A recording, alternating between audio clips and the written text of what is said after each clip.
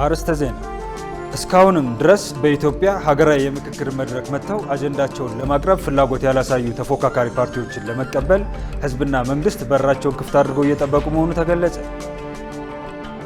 በኢትዮጵያ ውስጥ ስለ ዲሞክራሲ መብት አጠባበቅ ለመነጋገር የተረጋጋ የፖለቲካ ስርዓት ሊኖር እንደሚገባ ተገለጸ። ከውጭ የእስራኤል ኃይሎች ወደ እርዳታ ጣቢያ በሚያመሩ ፍልስጤማውያን ላይ በከፈቱት ተኩስ 27 ሰዎች መገደላቸው ተገለጸ።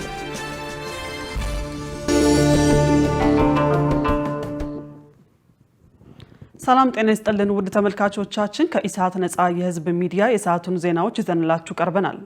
ከዜናዎቹ ጋር መሰረት ባዩና እኔ ሙሉቀን ሰለሞን በምልክት ቋንቋው ዳዊት ጎሳ አብረናችሁ እንቆያለን። ወደ ቀዳሚ ዜና እንሻገር። እስካሁንም ድረስ በኢትዮጵያ ሀገራዊ የምክክር መድረክ መጥተው አጀንዳቸውን ለማቅረብ ፍላጎት ያላሳዩ ተፎካካሪ ፓርቲዎችን ለመቀበል ህዝብና መንግስት በራቸውን ክፍት አድርገው እየጠበቁ መሆኑ ተገለጸ። ይህንን የገለጹት የመንግስት ተጠሪ ሚኒስትር ዶክተር ተስፋዬ በልጅጌ የኢትዮጵያ ሀገራዊ ምክክር ኮሚሽን ባዘጋጀውና የፌዴራል ባለድርሻ አካላት የአጀንዳ ርክክብ ስነ ስርዓት ላይ ተገኝተው በተለይ ለኢሳት ነፃ የህዝብ ሚዲያ በሰጡት ቃለ ምልልስ ነው። ደረጀ ይርማ ተጨማሪ አለው።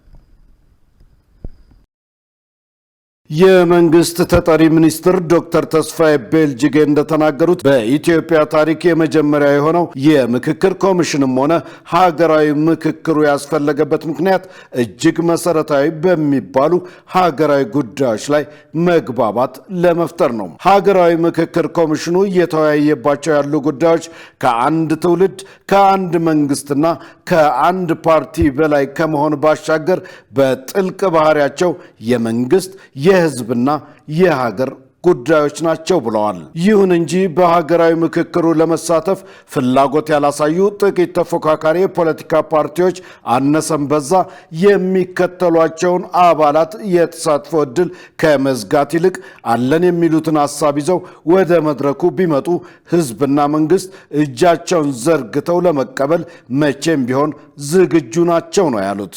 ኢትዮጵያ የብዝሃነት ኢትዮጵያ መልቲካልቸራል የሚባሉ ወይ ይሄ ብዝሃ ታሪክ፣ ብዝሃ ባህል፣ ብዝሃ ወግ ያላቸው ማህበረሰቦች የፈጠሯት ሀገር ናት። እንዴት ብዝሃነትና ሀገራዊ አንድነትን አንድ ላይ ይዘን እንሄድ የሚለው ጉዳይ ላይ መግባባት ለሁሉም ኢትዮጵያዊ ነው የሚጠቅመው። ከዚህ አኳያ የመንግስት አቋም ግልጽ ነው።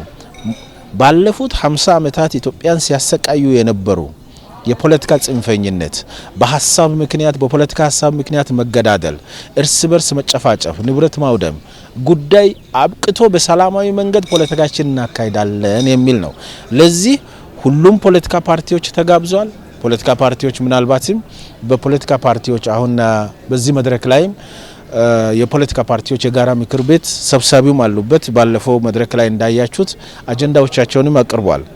ውስን ፓርቲዎች ደግሞ እንደማፈንገጥ ብሏል እና እነዚህ ኃይሎች ዛሬም ድረስ መንግስት የኢትዮጵያ ህዝብ በሩን ክፍት አድርጎ እየጠበቃቸው ነው። በዚሁ ሀገራዊ መድረክ ላይ ያገኘናቸው የሶማሌ ክልል ፕሬዝዳንት ሙስጠፌ ሙሐመድ ዑመር በበኩላቸው የዚህ ምክክር ሂደት በስኬት ሲጠናቀቅ ለሀገራችን በጎ የታሪክ እጥፋት ሆኖ እንደሚመዘገብ እምነት አለኝ ብለዋል። ረጅም ጊዜ የቆዩ ግጭቶች አሉ፣ የፖለቲካ አለመግባባቶች አሉ። እነዚህ ከአገሪቷ ምስረታ ጊዜ ጀምሮ ይህን የመሰለ ሀገራዊ መግባባት መድረክ ባለመዘጋጀቱ ተሻግሮ የመጡ ናቸው።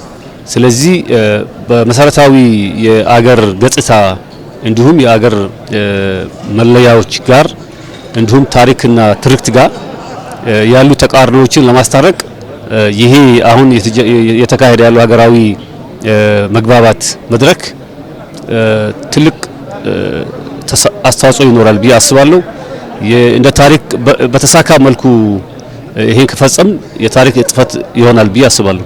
ርዕሰ መስተዳድር ጥላሁን ከበደም እንዲሁ የሚመሩት የደቡብ ኢትዮጵያ ክልል ከ36 በላይ የተለያዩ ብዝሃ ህዝቦች መኖሪያ እንደመሆኑ ልዩነቱን እንደ ውበት ቆጥሮ በሀገራዊ ምክክሩ አለኝ ያለውን አጀንዳ አሰባስቦ ማስረከቡን ጠቁመው የተሻለች አንድ ታላቅ ኢትዮጵያን ዳግም ለመመስረት ዜጎች ወደ ውይይቱ ይመጡ ዘንድ አደራ ብለዋል።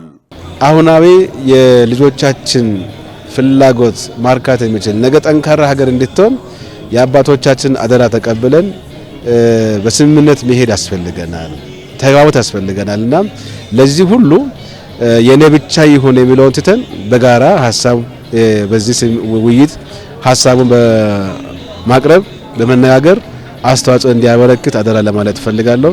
የኢትዮጵያ የሃይማኖቶች ጉባኤ ፕሬዝዳንት ቀሲስ ታጋይ ታደለ በዚህ ሀገራዊ የምክክር መድረክ የሃይማኖት ተቋማትና ምዕመናኑ ሊኖራቸው የሚገባውን ሚና ነግረውናል። ተቋማትና መሪዎች ሚና አላቸው። ምዕመናኑም ደግሞ በተለይ ችግሮቹ በዘላቂነት እንዲፈቱ ስለሚፈልግ በዘላቂነት ሰላም እንዲመጣ ነው ዋናው ውይይታችን። የጉሙዝን ሕዝብ የወከሉት የተወካዮች ምክር ቤት አባል ዶክተር መኮንን ጉሊሶም እንዲሁ ከግጭት የሚያተርፍ ባለመኖሩ ጫካ ገብተው የትጥቅ ትግል የጀመሩ ወገኖች ሁሉ ወደ ሰላም ቢመጡ እንደሚሻል ተናግረዋል። በሽማግሌዎችም ይሁን መንግስትም ባደረገው ድጋፍም ይሁን ባደረግነው የሰላም ጥረት አብዛኛዎቹም መልሰናል አሁንም። ስለዚህ ጫካ ውስጥ አሉ ብለን በቃ ሲግኒፋንት የሆነ ያለ አይመስለኝም። እኔ አሁን በክልሉ ላይም አሁን በቅርቡ ባደረግነው ጥናት ያረጋገጥነው ይሄን ነው። ስለዚህ እኛ ጋር እንትን የሚያሰጋ ነገር አለ ብዬ አልገምትም። በፌዴራል ባለድርሻ አካላት የአጀንዳ ርክክብ ማጠቃለያ ላይ ጋዜጣዊ መግለጫ የሰጡት የኢትዮጵያ ሀገራዊ ምክክር ኮሚሽን ዋና ኮሚሽነር ፕሮፌሰር መስፍን አርአያ ሂደቱ ስኬታማ እንደነበር የገለጹ ሲሆን መድረኩ በሃይማኖት አባቶች ምርቃን ተጠናቋል። ሰባተኛውን ሀገራዊ ምርጫ ለማካሄድ የዝግጅት ስራዎችን ማጠናቀቁን የኢትዮጵያ ብሔራዊ ምርጫ ቦርድ አስታወቀ። የሀገር ውስጥ ተፈናቃዮች መራጭ ብቻ ሳይሆን በእጩነት መሳተፍ የሚችሉበት ጥናት መካሄዱም ተገልጿል። ትዕግስት ተስፋዬ ተጨማሪ አላት። ምርጫ ጣቢያዎችን በአግባቡ መለየትና መቆጣጠር የሚያስችል ስራ ከማከናወን ባለፈ በክልሎች ወደ 12000 የሚሆኑ ምርጫ ጣቢያዎችን የማጥራት ስራ በ2018 ምርጫ ዝግጅት ላይ ማከናወኑን የኢትዮጵያ ብሔራዊ ምርጫ ቦርድ አስታውቋል። የኢትዮጵያ ብሔራዊ ምርጫ ቦርድ ሰብሳቢ ሜላተወርቅ ኃይሉ ምርጫ ቦርድ ለሰባተኛው ሀገራዊ ምርጫ ቦርድ ባካሄደው ጥናት የ5 ዓመት ስትራቴጂካዊ ፕላን ማዘጋጀቱን አስታውቀው ለሕዝብ ተወካዮች ምክር ቤት በቀረበው ረቂቅ አዋጅ የምርጫ ሂደቱን ከሰው ንክኪ የጸዳ ለማድረግ እየተሰራ ነው ያሉት። ቦርዱ የ5 ዓመት ስትራቴጂክ ፕላን እንደሚያስፈልገው ነበር። ስለዚህ ይህንን መሰረት በማድረግ ቦርዱ የ5 ዓመት ስትራቴጂክ ፕላኑን አጥንቶ ከ2017 ጀምሮ በ2016 አጥንቶ ጨርሶ ከ2017 ጀምሮ ይህንን የ5 ዓመት ስትራቴጂክ ፕላን ስራ ላይ ያውለናል። ተገቢ ናቸው ያሏቸውን የባለድርሻ አካላቶች ሁሉ በማወያየት ግብዓቶችን በመሰብሰብ አጠቃሎ ይሄ አዋጅ ማሻሻያ ነጥቦችን ሙሉ በሙሉ በሚባል ደረጃ አጠቃሎ ለሕዝብ ተወካዮች ምክር ቤት አቅርቧል። ስለዚህ እሱ እንዲጸድቅልን እየጠበቅን እንገኛለን። እንደው በዛ አዋጅ ላይ ምን አዲስ ነገር አለ ብላችሁ ሐሳብ ሊኖራችሁ ስለሚችል በጣም ጎላ ያሉትን ብቻ ለመጥቀስ እወዳለሁ። አንደኛ አገራችን እስከዛሬ ድረስ የምናደርገው የምርጫ ሂደት በአብዛኛው በማኑዋል ወይም በእጅ በሚሰራ የነበረ ሲሆን በዚህ በማሻሻያ አዋጁ መሰረት በቴክኖሎጂ የመራጮችን ምዝገባና ድሮ በከፊል ይደረግ የነበረውን የእጩዎችን ምዝገባ ሙሉ በሙሉ ዲጂታላይዝ በማድረግ የሚያሰራ ማዕቀፍን አዘጋጅተናል። ከዚህ አክለውም ግጭቶች ባሉባቸው አካባቢዎች ምርጫን ለማካሄድ አስቻይ ሁኔታ እስኪኖር በእነዚህ አካባቢዎች ምርጫ እንደማይከናወን ነው የገለጹት። ለምርጫ ዋናና ወሳኝ ነገር በምድር ላይ ወይ በመሬት ላይ ያለው ፈቃጅ ሁኔታ መኖር ነው። ፈቃጅ ሁኔታ ከምንላቸው አንዱ የጸጥታ ሁኔታ ነው። የጸጥታ መኖር ለሁሉም ባለድርሻ አካላት ወሳኝ ነው። ለመራጩ፣ ለምርጫ አስፈጻሚው፣ ለታዛቢው፣ ለፖለቲካ ፓርቲ፣ ለሁሉም በሙሉ በጣም ወሳኝ ጉዳይ ነው። ስለዚህ ከዚህም በፊት በ2013 በዚህ መንገድ ነው የተሄደው። ስለዚህ የኢትዮጵያ ብሔራዊ ምርጫ ቦርድ ከዚህ አንፃር ነው የሚያዘጋጀው ማለት ነው። ስለዚህ አስቻይ ሁኔታ ባለበት ሁኔታ ላይ ፕሮግራሙን እያወጣ ከዚህ በፊት እንደነበረው ያው የስታገርም እያደረገ ቢሆን ፈቃጆች ሁኔታዎችን እየተከታተለ የሚያካሂደው ይሆናል ለማለት ነው። ከዚህ በፊት እጩዎች በምርጫ ክልል ብቻ የሚመዘገቡበት የነበረው አሰራር በማዕከል በኦንላይን መመዝገብ የሚያስችል መተግበሪያ ለመጀመሪያ ጊዜ ማበልጸግ መቻሉ ተመልክቷል። በኢትዮጵያ ውስጥ ስለ ዲሞክራሲያዊ መብት አጠባበቅ ለመነጋገር የተረጋጋ የፖለቲካ ስርዓት ሊኖር እንደሚገባ ተገለጸ። በአገሪቱ የተረጋገጠ የሰላም ሁኔታ ሳይኖር ዲሞክራሲያዊና ሰብአዊ መብት ማስከበርና ግዴታ መወጣት በአግባቡ ተተግብሯል ለማለት አያስችልም ሲሉ ኢሳት ያነጋገራቸው የህግ ባለሙያና የፖለቲካ ምሁር ገልጸዋል። መሳይ ገዛይ ያዘጋጀችውን ዮሐንስ ተስፋ ያቀርባል።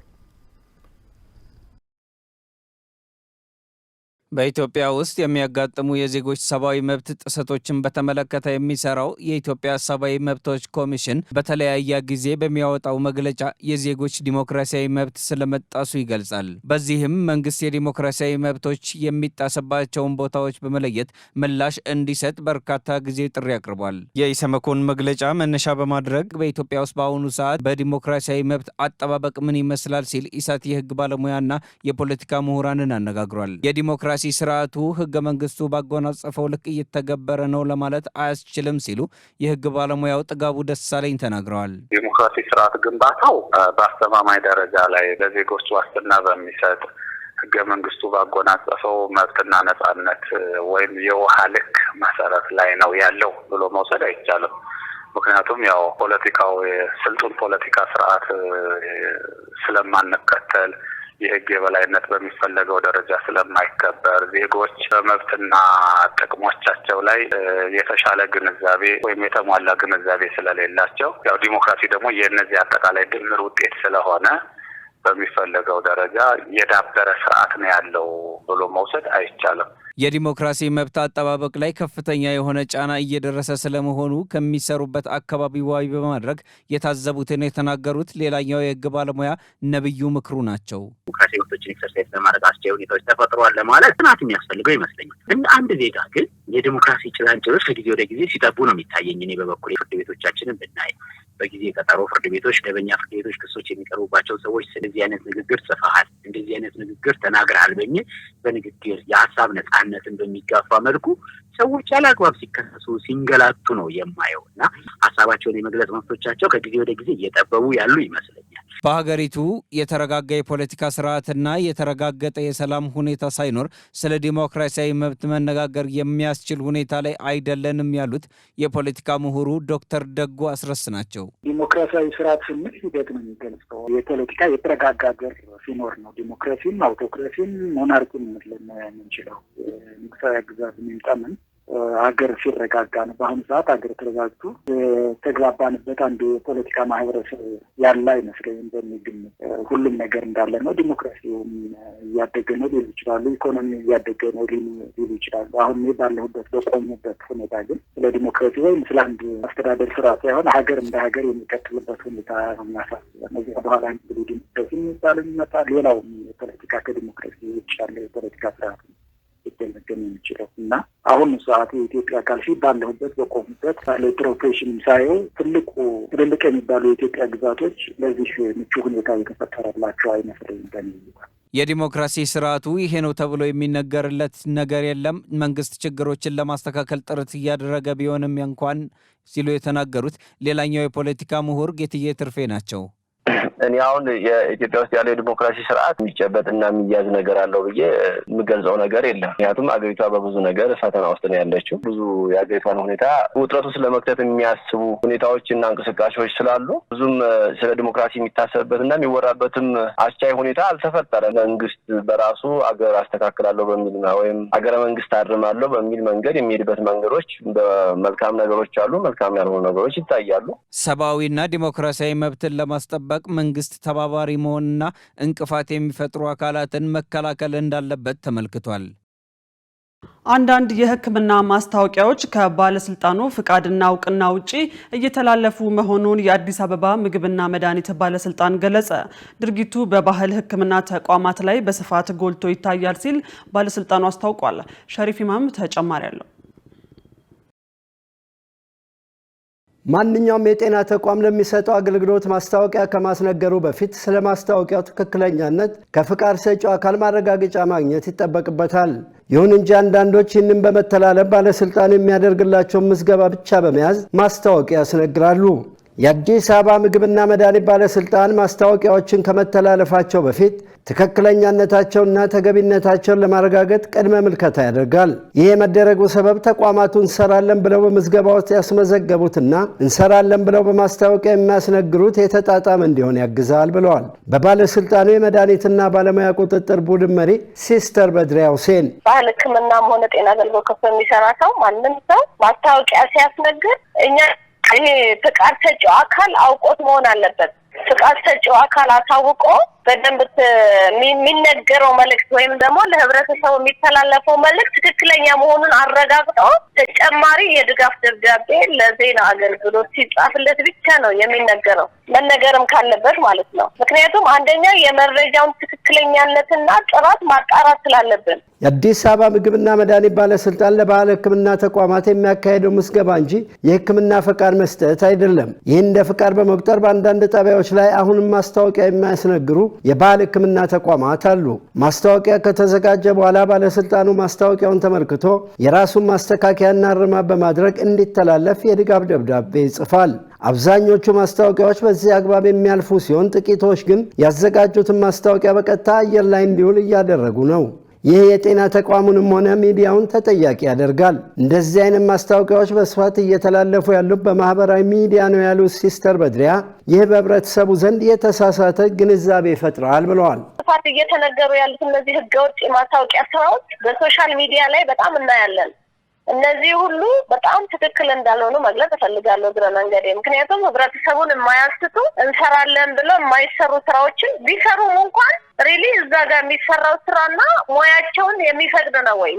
ሙያ ለአንድ ሰው አንድ ነገር ለመስራት ትክክለኛ ሙያውን የሚገልጽ ስራ ነው እዛ ጋር ተግባር ነው እዛ ጋር መገለጽ ያለበትና ከሙያ ከተፈቀደላቸው ሙያ ውጪ ከተፈቀደላቸው ማንዴት ውጪ መስራት በራሱ ስለሚያስጠይቅ ያ ትክክል እንዳልሆነ ነው እኛ የምናውቀው።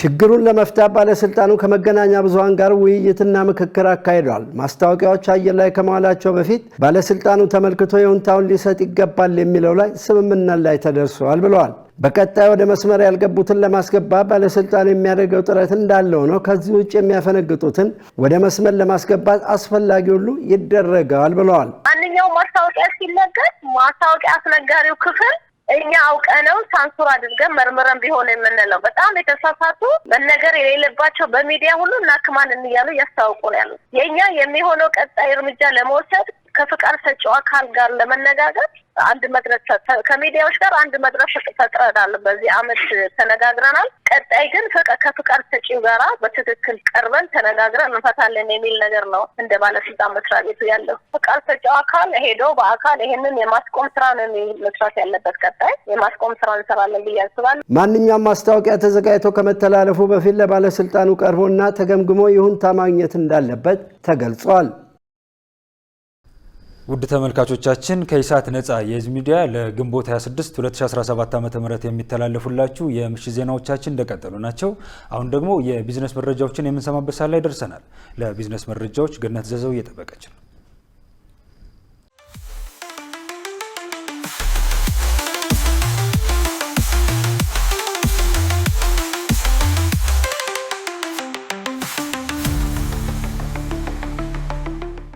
ተመልካቾቻችን ከኢሳት ነጻ የህዝብ ሚዲያ ለዕለቱ ያዝናቸውን የቢዝነስ መረጃዎችን ወደ እናንተ እናቀርባለን። ከዘገባዎቹ ጋር ገነት ዘዘው ነኝ። አብራችሁን ቆዩ።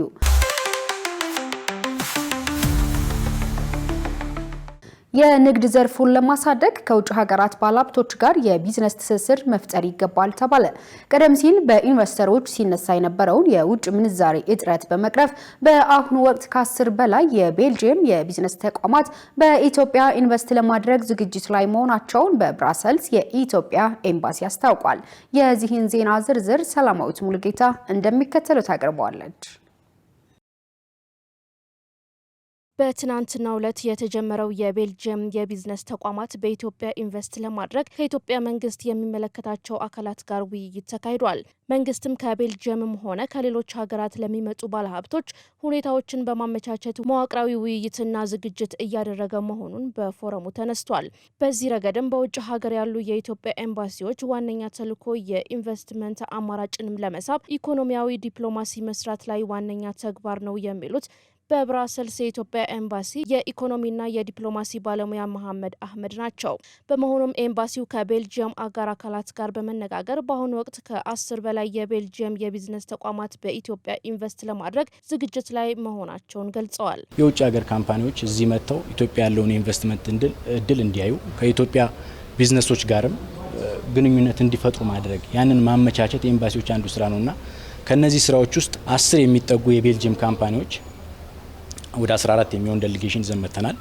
እዚህ ካሉት ከሀገራችን ድርጅቶች ጋር የቢ2ቢ ወይም ቢዝነስ ቱ ቢዝነስ ግንኙነት የሚያደርጉበት ከሀገራችን መስሪያ ቤቶች ጋር ኢንቨስትመንት ሆልዲንግ፣ የኢንቫይሮንመንት ፕሮቴክሽን ኦቶሪቲ፣ ከአዲስ አበባ ቻምበር ከነዚህም ጋር ግንኙነት አድርገው ለቢዝነስ ቱ ቢዝነስ መደላደል ለመፍጠር ነው። በኤምባሲው የኢኮኖሚና የዲፕሎማሲ ባለሙያ መሐመድ አህመድ አክለውም ኢትዮጵያ የተገበረችው የማክሮ ኢኮኖሚ ፖሊሲ ለኢንቨስተሮች ምቹ ሁኔታ መፍጠሩን ተናግረዋል። አያይዘውም ቀደም ሲል በኢንቨስተሮች ሲነሳ የነበረውን የውጭ ምንዛሬ እጥረት መፍታት እንደተቻለ እንዲሁ ይናገራሉ። እንግዲህ ከዚህ ቀደም ብዙ ጊዜ ሚት ስናደርግ የኔዘርላንድ የቤልጅየም ኢንቨስተሮች የሚያነሱት የፎሬን ከረንሲ እጥረት እንደዚህ ስለነበረ እሱኛው በደንብ ተቀርፏል። አሁን ላይ እንግዲህ ሀገራችን ለኢንቨስትመንት ሬዲ መሆኗን ኢንቨስት ኢን ኢትዮጵያ 2024 ባለፈው ሜይ ላይ የተካሄደውን አይታችሁታል። በሱም በደንብ ኤክስፕሬስ የተደረገ ስለሆነ ኢትዮጵያ እያደረገችው ያለችው እንደ ማክሮ ኢኮኖሚክ ሪፎርምም ሆነ ሌሎች ሪፎርሞች ሀገራችን ለኢንቨስትመንት ለኢንቨስተሮች ሬዲ መሆኗን የሚያሳይ ነው። እኛም በዛ ሞዳሊቲ በዛ መሰረት ነው እነዚህን ኢንቨስተሮች ወደዚህ ዘን የመጣ ነው። ደስተኞች ናቸው። እንግዲህ ከሀገራችን ቢዝነሶች ጋር ተገናኝተው ጥሩ የቢዝነስ እድል ይኖራቸዋል ወይም ጥሩ ኢንቨስት ያደርጋሉ ብለን እንጠብቃለን። በሌላ በኩል በአዲስ አበባ ንግድና ዘርፍ ማህበራት ምክር ቤት ተጠባባቂ ዋና ጸሐፊ ዘካሪያስ አሰፋ እንደገለጹት የንግድ ዘርፉን ለማሳደግ ከውጭ ሀገራት ባለሀብቶች ጋር የቢዝነስ ትስስር መፍጠር ይገባል ይላሉ። ኢንቨስትመንትን ለማሳደግ ለማስተዋወቅ የኢትዮጵያ ምርቶች በአውሮፓ ገበያ እንዲያድጉ የማድረግ እዛ አካባቢ የሚያጋጥሙ ፈታኝ ነገሮች ካሉ እነሱ እንዲፈቱ ለማስቻል የተለያዩ አካላቶችን ለመገናኘት የሚያስችል ሁኔታዎች እንሰራለን ማለት ነው። እኛም በተመሳሳይ እዚህ ሲመጡ ከተለያዩ አካላት ጋር እንዲገናኙ ሁኔታዎች እናመቻቻለን። ከንግዱ ባሻገር ከተለያዩ የሚመለከታቸው የመንግስት አካላት ጋር ግንኙነት እንዲፈጥሩ፣ እንዲያገኙ፣ እንዲጎበኙ አገሪቷ ደግሞ የንግድ ቦታ እንደሆነች የቱሪስት መዳረሻ ከተማ እንደሆነች እሱ ብቻ ሳይሆን የአፍሪካ መዳረሻ ትልቅ ከተማ ነች ብለን ነው የምናስበው። ስለዚህ በአዲስ አበባ ውስጥ የሚካሄዱ የልማት ስራዎች ምንድን ናቸው? ለኢንቨስትመንት ምን ያህል ምቹ ናቸው? ለንግድ ምን ያህል ምቹ ናቸው? የሚለውን በገለጻ በቪዲዮ እንዲሁም ደግሞ በማስጎብኘት ይህን እንዲረዱ የማስቻል ስራዎች ይሰራሉ። ከንግዱ ህብረተሰብ ከመገናኘት ባሻገር ማለት ነው። ከቤልጅየም የሚመጡ ባለሀብቶች በግብርና ማቀነባበሪያ፣ በጤና፣ በቱሪዝምና በተለያዩ የንግድ ዘርፍ ላይ ለመሳተፍ ፍላጎት ማሳየታቸው አቶ ዘካሪያስ ተናግረዋል። ምክትል ጠቅላይ ሚኒስትር ተመስገን ጥሩነህ በጎንደር ከተማ የተገነባውን ዘይት ፋብሪካ መርቀው ስራ አስጀመሩ። ምክትል ጠቅላይ ሚኒስትሩ በጎንደር ከተማ የተገነባውን ከአኩሪ አተር ግብዓት በከፊል የተቀነባበረ ዘይት የሚያመርት ቲቲኬ የዘይት ፋብሪካ መርቀው ስራ አስጀምረዋል። በዚህ ወቅት ባደረጉት ንግግር ፋብሪካው እንደ ሀገር ለጀመርነው የአምራች ኢንዱስትሪ ልማት ሁነኛ ምሳሌ መሆኑን ገልጸዋል። በ373 ሚሊዮን ብር ወጪ የተገነባው ይህ ፋብሪካ በቀን 120 ቶን የአኩሪ አተር ዱቄትና በከፊል የተጣራ ዘይት የማምረት አቅም አለው ብለዋል። ፋብሪካው ለበርካታ ዜጎች ቋሚና ጊዜያዊ የስራ ዕድል የፈጠረ መሆኑም ተገልጿል። ፋብሪካው ከዘይት በተጨማሪ የኬክ መጋገሪያ ግብዓቶችን እና የተለያዩ የሳሙና አይነቶችን ያመርታል ተብሏል። በጋምቤላ ክልል 332 ባለሀብቶች የኢንቨስትመንት ፈቃድ ወስደው ስራ መጀመራቸው ተገለጸ። በጋምቤላ ክልል 2 ቢሊዮን ብር ካፒታል ያስመዘገቡ 332 ባለሀብቶች የኢንቨስትመንት ፈቃድ ወስደው ስራ ጀምረዋል ተብሏል። የክልሉ ኢንቨስትመንት ኮሚሽነር ዶክተር ሎ ኦቦኮ በጋምቤላ ክልል በተያዘው በጀት ዓመት ከ500 በላይ ባለሀብቶች የኢንቨስትመንት ፈቃድ መውሰዳቸውን ገልጸዋል። የኢንቨስትመንት ፈቃድ ከወሰዱት ባለሀብቶች መካከል 332 ብቻ ስራ መጀመራቸው መጀመራቸውን ኮሚሽነሩ ለፋና ሚዲያ ኮርፖሬሽን ተናግረዋል። ፈቃድ ወስደው ወደ ስራ ባልገቡ ባለሀብቶች ላይ እርምጃ እንደሚወሰድም ጭምር ገልጸዋል። የተከበራችሁ ተመልካቾቻችን አሁን ደግሞ የዕለቱን የውጭ ምንዛሬ ዋጋና የብሔራዊ ባንክ የወርቅ ግብይት መረጃ ተከታትለን እንመለስ።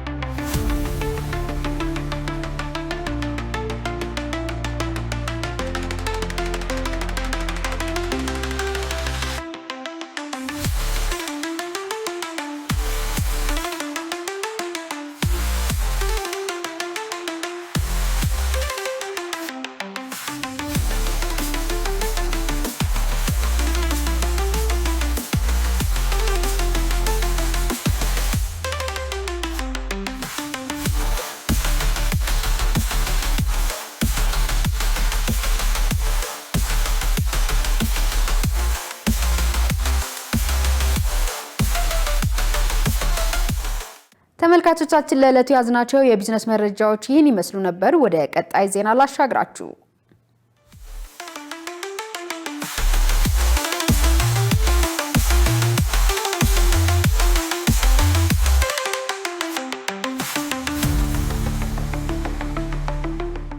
ወደ ውጭ ዜናዎች ተሻገርን። የእስራኤል ኃይሎች ወደ እርዳታ ጣቢያ በሚያመሩ ፍልስጤማውያን ላይ በከፈቱት ተኩስ 27 ሰዎች መገደላቸው ተገለጸ። እስራኤል ግን ተኩሱ በተጠርጣሪዎች ላይ ነው ብላለች። ሸሪፍ ኢማም ተጨማሪ አለው። የፍልስጤም የጤና ኃላፊዎችና የዓይን እማኞች እንደገለጹት የእስራኤል ኃይሎች ማክሰኞ ዕለት ወደ እርዳታ ጣቢያ በሚሄዱ ሰዎች ላይ ተኩሱ ነበር። በዚህም 27 ሰዎች ተገድለዋል። ይህ በ3 ቀን ውስጥ የደረሰ ሶስተኛ አደጋ ነው ተብሏል። ጦሩ ግን እንዳለው ተኩስ የከፈተው በተጠርጣሪ ሰዎች ላይ ነው።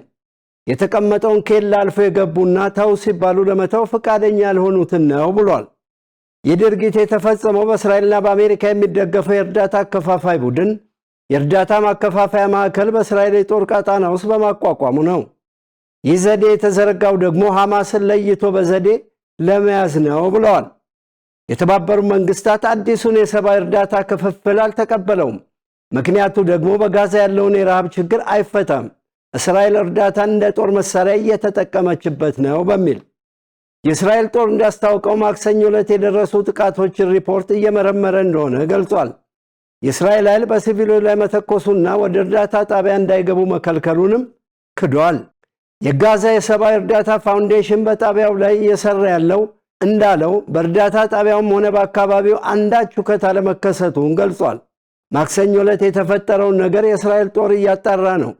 ሲቪሎች ቆስለዋል የሚለውን ሰዎች ሰላማዊ ቀጠና ተብሎ የተለየውን ከባቢ አልፈው እኛ ከምናከፋፍልበት ቦታ አልፈው ወደ ወታደራዊ ቀጠና የገቡ ነበሩ ብለዋል። ተኩሱ የነበረው በ1 ኪሎ ሜትር ዙሪያ ባለ ቦታና አንዱ የእርዳታ ማከፋፈያ ጣቢያ አቅራቢያ ነው። በአብዛኛው ሰዎች የሌሉበት ደቡባዊ የራፋ ከተማ አካባቢ በሙሉ በእስራኤል ወታደሮች የተያዘ ወታደራዊ ቀጠና ነው። ጋዜጠኞችም እንዲገቡ አይፈቀድም በወታደሮች ፍቃድ ካልተሰጣቸው በስተቀር። እንደ ጋዛ የጤና ሚኒስቴር የሪከርድ መምሪያ ኃላፊ ዛሂር አልዋሃዲ ገለጻ ማክሰኞ ዕለት 27 ሰዎች ተገድለዋል ብለዋል። የዓለም አቀፉ ቀይ መስቀል ማህበር ቃል አቀባይ ሂሻም ማሃና እንዳሉት በራፋ የሚገኘው የፊልድ ሆስፒታል 184 የቆሰሉ ሰዎችን ተቀብሏል። ከነዚህ ውስጥ 19 ወዲያውኑ ህይወታቸው ሲያልፍ 8ቱ ደግሞ ቆይት ብለው ሞተዋል። 27 ሟቾች ወደ ካን ዩኒስ ሆስፒታል መላካቸውን ገልጸዋል። ከሟቾቹ መካከል 3 ህፃናትና 2 ሴቶች ይገኙበታል ብለዋል በናስር ሆስፒታል የነፍሶች ኃላፊ መሐመድ ሳቁር። የሆስፒታሉ ዳይሬክተር አቲፍ አልሁት እንዳሉት አብዛኛው ህመምተኞች በጥይት የተመቱ ናቸው ብለዋል። ይህ በእንዲህ እንዳለ የእስራኤል ጦር ማክሰኞ ዕለት 3 ወታደሮች በጋዛ ሰርጥ እንደተገደሉበት አስታውቋል። ድርጊቱ የተኩስ አቁም ከሐማስ ጋር ከቆመ ወዲህ በወታደሮች ላይ የደረሰ ከፍተኛ ጥቃት ተደርጎም ተወስዷል። ጦሩ አክሎም የተገደሉት ወታደሮች በሃያዎቹ መጀመሪያ ላይ ያሉ እንደሆነና ሰኞ ዕለት በጋዛ በተካሄደ ጦርነት እንደተገደሉ ገልጾ ዝርዝር መረጃ ከመስጠት ተቆጥቧል። የእስራኤል ሚዲያ እንዳስታውቀው ወታደሮቹ በጃባሊያ በተከሰተ ፍንዳታ እንደተገደሉ ገልጿል። ዜናውን ስናጠናቀር አሶሺየትድ ፕሬስ እና አልጀዚራን በመረጃ ምንጭነት ተጠቅመናል። ዩክሬን በሩሲያ በርካታ ወታደራዊ አየር ማረፊያዎች ላይ የተቀናጀ የሰው አልባ አውሮፕላን ጥቃት አደረሰች። በሌላ በኩል ሁለቱ ሀገራት እስረኛ ለመቀያየር ቢስማሙም የኢስታንቡሉ የሰላም ድርድር በድጋሚ ተቋርጧል ተብሏል። ዮሐንስ ተስፋ ተጨማሪ ዝርዝር አለው። የሸረሪት ድር በሚል ስያሜ ዩክሬን 117 ሰው አልባ አውሮፕላኖችን ወደ ሩሲያ አሰማርታ የክሬምሊን የቦምብ ጣይ ኃይልን ኢላማ ያደረገች ሲሆን ኪየቭ ከምዕራብ ፊንላንድ አቅራቢያ እስከ ሞስኮና ወደ ምስራቅ 40 የጦር አውሮፕላኖችን በመምታት ቢያንስ 4 የጦር ሰፈሮችን ማውደሟን አሳውቃለች። ምንም እንኳን ሩሲያ እጅግ በጣም ጠንካራ ብትሆንም ዩክሬን ሀብታም ቆራጥ ጠላት ነች የሚሉት ባለሙያዎች ለዚህ ጥቃት ለመዘጋጀት 1 ዓመት ተኩል እንደፈጀ ይናገራሉ። በደርዘን የሚቆጠሩ ሰው አልባ አውሮፕላኖች በህገወጥ መንገድ ወደ ሩሲያ ገብተው በእንጨት በተሰሩ ሳጥኖች ከተከማቹ በኋላ በጭነት መኪኖች ተጭነው ወደ ሩቅ አየር መንገዶች ተጉዘው ከርቀት በመወንጨፋቸውም ኢላማቸውን አሳክተዋል። ተልእኮው በፕሬዝዳንት ቮሎዲሚር ዜሌንስኪ በቅርበት ክትትልና ቁጥጥር ሲደረግበት እንደነበርም ተገልጿል። በወታደራዊ ኢላማዎች ላይ ብቻ በጠላት ግዛት ላይ ድንቅ ዘመቻ ተካሂዷል። ሩሲያ በጣም ተጨባጭ ኪሳራዎች አጋጥመዋታል። እናም በትክክል የሚገባቸውን አግኝተዋል። ዩክሬን በሩሲያ ወታደራዊ አቪዬሽን ላይ ላደረሰችው እጅግ ከባድ ጥቃት ዝግጅቷን የሚያሳዩ ምስሎችን ይፋ ያደረገች ሲሆን ከ40 በላይ የሩሲያ ቦምብ ጣዮችን በተለያዩ ቦታዎች መምታቷን ስትገልጽ ወደ $7 ቢሊዮን የሚጠጋ ጉዳት አድርሻለሁ ስትልም ተናግራለች። በዩክሬን በሚገኙ በዩክሬናውያኖች በሚገኙ በሁሉም መንገዶች ራሳችን እንከላከላለን። ይህንን ጦርነት ለአንድ አፍታ እንኳን ፈልገነው አናውቅም። ለሩሲያውያን የተኩስ አቁም ስምምነትን አቅርበናል።